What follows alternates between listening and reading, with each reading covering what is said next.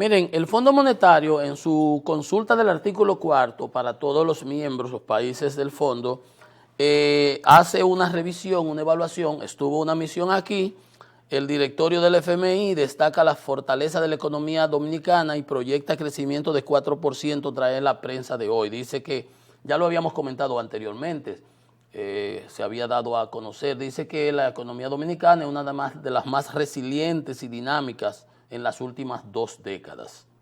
Así es, eso es la verdad, hemos seguido creciendo aún con los problemas. Fíjense ustedes, 3 crisis se enfrentó en el gobierno del presidente Fernández.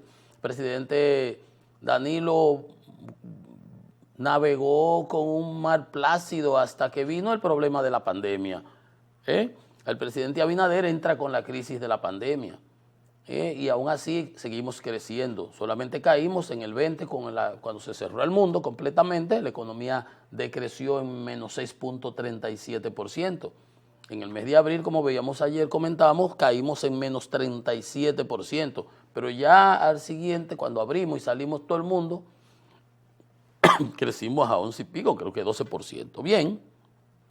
Entonces dice el Fondo Monetario que la recuperación empezó a moderarse en el 2022 y que en cuanto a la convergencia de la inflación, el retiro apropiado y oportuno de las políticas de estímulo que se dieron, los 215,000 millones que se inyectaron para dinamizar la economía, que hicieron que repuntáramos, que rebotara la economía, el retiro de esas políticas mediante el incremento de las tasas de interés y la recolección de dinero, ha hecho que convergiéramos con la inflación, que lo que yo digo últimamente es que con todo ese dinero que estamos tirando o con esa cantidad para dinamizar la economía, que creció en este primer trimestre 1.2%, muy pírrico, quizás puede ser contraproducente y hacer que se revierta lo que habíamos logrado con la inflación.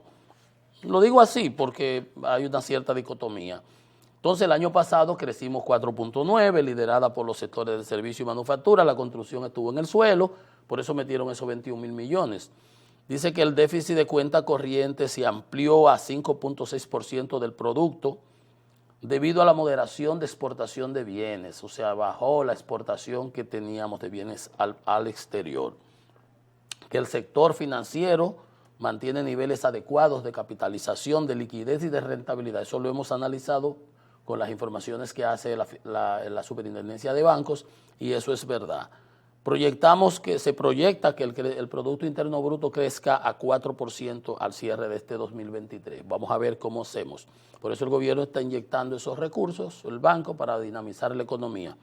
Ok, el déficit en cuenta corriente 3.1 del producto, debido a los menores precios de las commodities.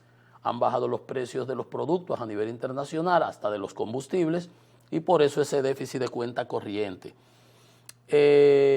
Por eso el discurso de que Ucrania, la guerra, que los precios, no debía ya, el COVID pasó hace 2 años. O sea que cuando se vayan a usar argumentos, pues sean explicativos, no justificativos. Como le decía a un amigo, mira qué bien lo hiciste, tal cosa. Bien. Los directores estuvieron de acuerdo, los directores del fondo, que las perspectivas son positivas, pero riesgos en el corto plazo. Hablan de mantener la estabilidad macroeconómica y financiera y avanzar con las reformas. Una política fiscal que debería seguir enfocada en colocar la deuda pública en una trayectoria firme hacia la baja. Aquí es poesía.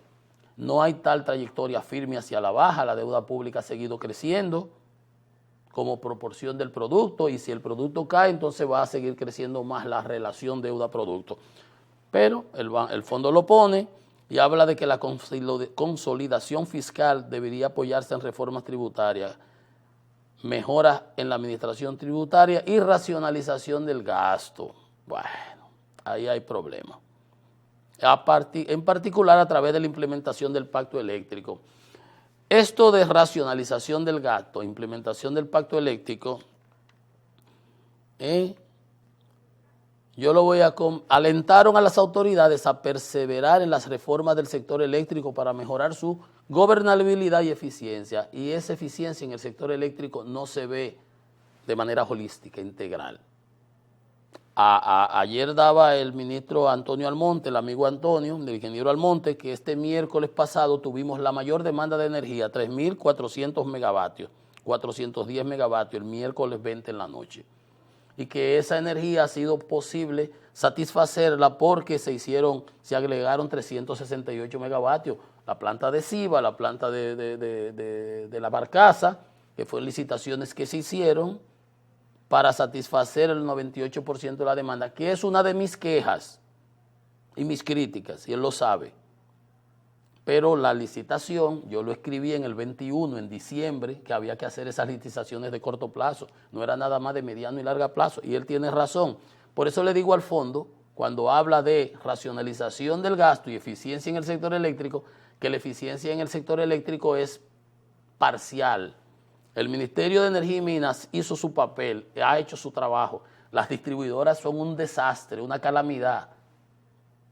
Entonces, esa decisión de suplir el 98% de la demanda también es cuestionable. No va con lo que dice el fondo de la racionalización del gasto y la implementación del pacto eléctrico, porque frizamos la tarifa. ¿Ve usted? Entonces, una cosa es con guitarra, otra cosa es con violín. Dice el ministro de Energía que garantiza la energía por las inversiones que se hicieron de corto plazo, porque los proyectos de largo plazo tomará su tiempo. Las inversiones en renovables se han ido haciendo también. Ayer decía el superintendente de electricidad que también se está haciendo su papel, la superintendencia, con Protecon, con la regulación, con la supervisión. Entonces el problema está en las distribuidoras, en la transmisión también, no se han hecho las inversiones. Entonces, ese desempeño es relativo. Dice igual el amigo Celso Marrancini, que es el administrador de Punta Catalina, el vicepresidente, que el gobierno ha logrado suministrar el 99% de la electricidad, incluso a sectores donde históricamente no se pagaba. Lo mismo que dice Almonte, eso yo difiero, eso no está bien, porque eso es lo que hace lo que está sugiriendo el Fondo Monetario, la racionalización del gasto, eficiencia en el sector eléctrico, no. Dándole electricidad donde no pagan, no se logra eficiencia. Él lo sabe Celso, que fue ministro CDE. Dice que en gobiernos anteriores solo se proporcionaban 16, 18 horas de servicio a los barrios que no pagaban, lo cual es correcto. Él argumenta que en esos barrios, los colmados y las cosas, pero después cae y dice, destacó que esa situación implica que las distribuidoras deben ser más activas en la conversión de clientes ilegales en clientes legítimos, que es el principal desafío que enfrenta el sector, 100% de acuerdo. Pero eso de darle 99% y a barrios que no pagan, eso es populismo. Difiero de mi amigo Celso y difiero de mi amigo Antonio Almonte.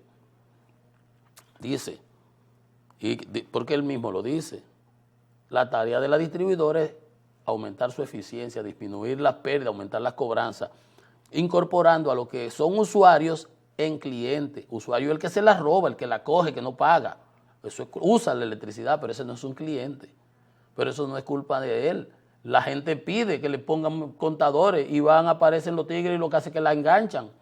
Y tienen unas distribuidoras paralelas. Y los administradores tirándose fotos por ahí, el otro desde el norte hablando tripegüiro. Y Milton Morrison haciendo política. Dice el mismo Celso, reconoció que este servicio, el de la distribuidora, está financiado a través del presupuesto generado por los impuestos que pagan los ciudadanos. ¿Y qué está diciendo el Fondo Monetario? Racionalización del gasto. ¿Ve? No se le puede dar electricidad 99% a la población, eso no está bien. Hay que darle al que la paga 100% y al que no la paga ponerle un plan para que se motive y mandar equipos para que lo incorporen. Y ese plan lo diseñamos, yo lo diseñé, nosotros lo diseñamos cuando yo era superintendente de 24 horas. Pero darle 24 horas al que la paga, al que paga los gastos le están dando apagones, o de la distribuidora al final no van a poder.